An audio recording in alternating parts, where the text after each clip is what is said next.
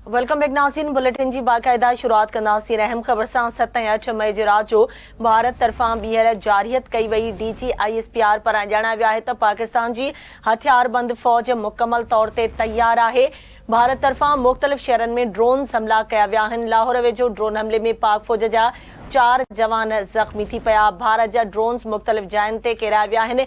DGISPR मूजिबि भारत तरफ़ां उमाणियल समूरनि 12 drones खे किरायो वियो आहे। बावलपुर, मियाणो, छौर ऐं कराची में ड्रोन्स खे नाकारा बणायो वियो आहे। सिंध जे इलाइक़े मियाणो में हिकु शहरी शहीद ऐं हिकु ज़ख़्मी थी पियो। DGISPR पारां ॼाणायो वियो आहे। रावलपिंडी, चकवाल, अटक में बि ड्रोन्स खे नाकारा बणायो वियो आहे। भारत मस्जिदुनि ऐं शहरुनि ते हमिलो करे रहियो आहे। हिन वक़्तु बि पाकिस्तान जी हदुनि में ड्रोन्स उमान जो सिलसिलो जारी आहे।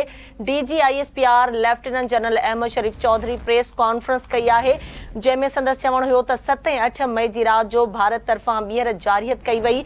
पाकिस्तान जी हथियारबंद फ़ौज मुकमल तौर ते तैयार आहे।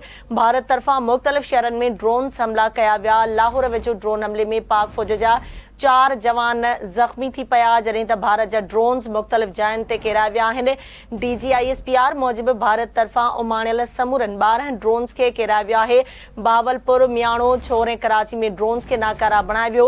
DGISPR जो चवणु हुयो त सिंध जे इलाइक़े मियाणो में हिकु शहरी शहीद ऐं हिकु ज़ख़्मी थी पियो आहे।